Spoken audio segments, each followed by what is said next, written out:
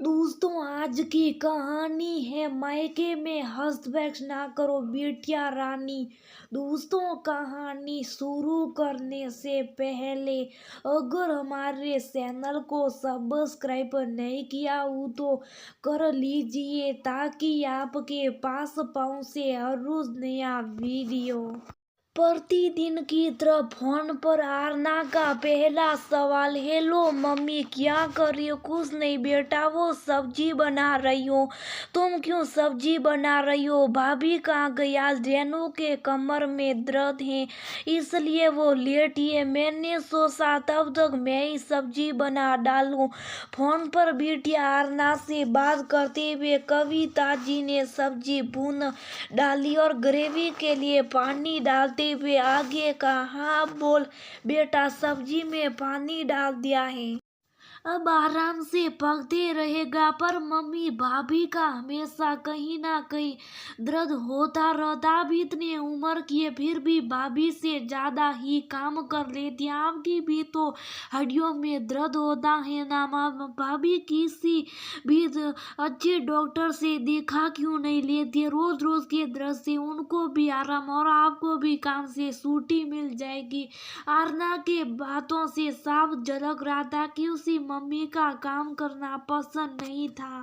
वो कई बार पहले भी कह चुकी है कि अब आपकी उम्र नहीं है काम धाम करने की, अब तो आराम किया करो मम्मी। और हर बार कविता जी बड़े प्यार से आरना को समझा देती थी कि बेटा, काम करने से शरीर को कभी हानि नहीं होती बल्कि स्फूर्ति बनी रहती। ऐसी न जाने ऐसी कितनी बातों की दुआएं देकर कविता जी आरना को समझा बुझाकर शांत कर आरना के बातों को विराम लगा देती थी। पर कविता जी ये बात हमेशा सोचने पर मजबूर हो जाती थी।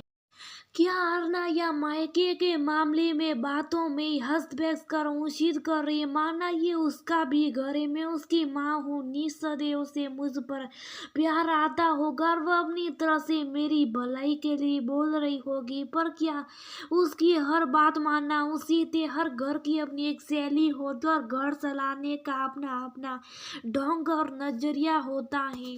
कविता जी का यह भी मानना था कि बेवजह किसी के भी घरेलू मामले में दखल अंदाजी नहीं करनी चाहिए, वह खुद की बेटियां ही क्यों ना। और अब आरना जानती है कि मैं हमेशा अपने विवेक वर्दी से काम लेती हूँ। हर समय आरना की बातों में आकर फैसले नहीं ले लेती, फिर वह बार बार मुझे क्यों सिखाती है ऐसा करना चाहिए वैसा करना चाहिए। और फिर रेनू मेरी बहू है, हमारा घर हम दोनों सास बहू मिलकर ही चला रहे और घर सुचारू रूप से चल भी रहा तो फिर क्या आवश्यक रोक टोकों से थे। हालांकि कविता जी ने कभी अपनी बातों से ये जाहिर नहीं होने दिया कि आरना फिजूल की बातों में मातापरसी कर रही है।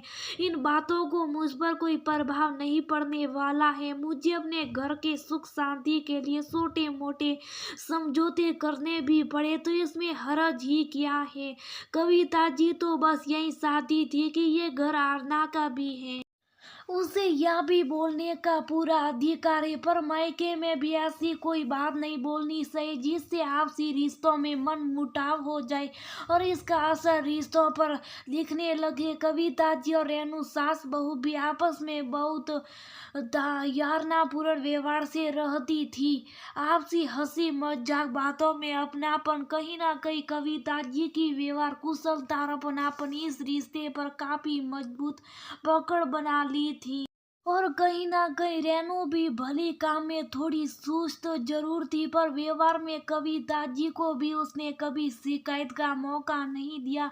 इसलिए सास बहू में काफी अच्छी तालमेल थी। काफी दिनों से कविता जी के मन में एक बात छुपती थी और इस बात को कविता जी बड़े धैर्य पूर्वक और प्यार से बेटी आरना को समझाना चाहती थी।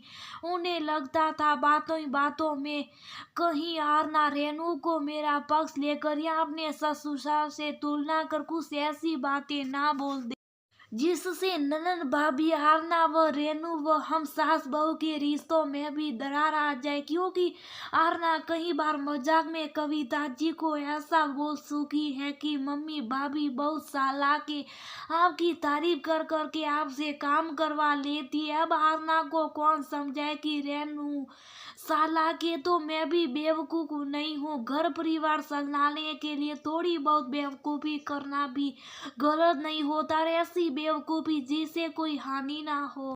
जैसे ही अगले दिन आरना का फोन आया, पहला सवाल क्या कर रही हो मम्मी, व्यंग में आरना ने पूछा। आज बहू के लिए क्या बनाए। बस जैसे ही कविता जी इसी प्रश्न के इंतजार में थी, आज उन्होंने सोचा अच्छा मौका आरना को समझाने का। अंत उन्होंने बात को ना घुमाते हुए स्पष्ट रूप से कहा, कैसी बात कर रही है आरना, ये हमारे घर की व्यवस्था है बेटा, हम दोनों सास बहू आपसी सामंजस्य से मिल बांट कर खाना बनाते और बहुत अच्छे ढंग से घर सजा बेटा। और मुझे कुछ भी होता है तो संभालने वाली मेरी बहू रेनू ही होती है। अब बूढ़ी हो गई हूँ ना, वो तो मैं काम कर कर के इतनी एक्टिव रहती हूँ कि आसानी से बीमार नहीं पड़ती, पर जब भी मेरी तबीयत खराब होती है रेनू ही तो मेरी देखभाल करती है, आगे भी कौन है वही तो करेगी।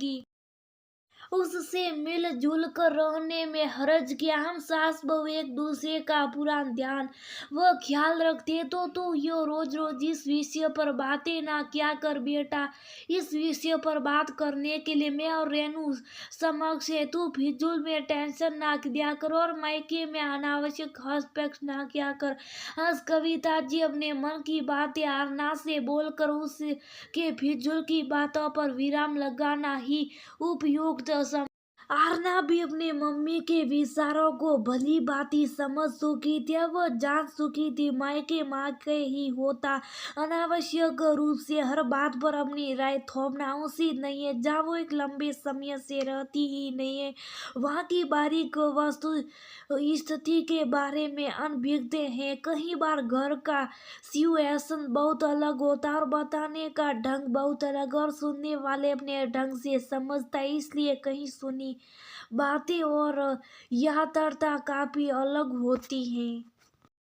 वो तो भला हो मम्मी का, जो ने हमेशा मुझ पर एक रेखा खींची है, सुनती मेरी जरूर है, पर अमल हमेशा अपने घर के वातानुकूलित फैसले पर ही करती है। सॉरी मम्मी, वाकई मुझे मायके में आपके ऊपर अपने फैसले नहीं थोपने चाहिए, और आपका बहुत बहुत धन्यवाद जो आपने कुछ बिगड़ने से पहले मुझे समझा बुझा कर मेरा मार्गदर्शन किया, जिससे शब्दों में मधुरता बनी रहे।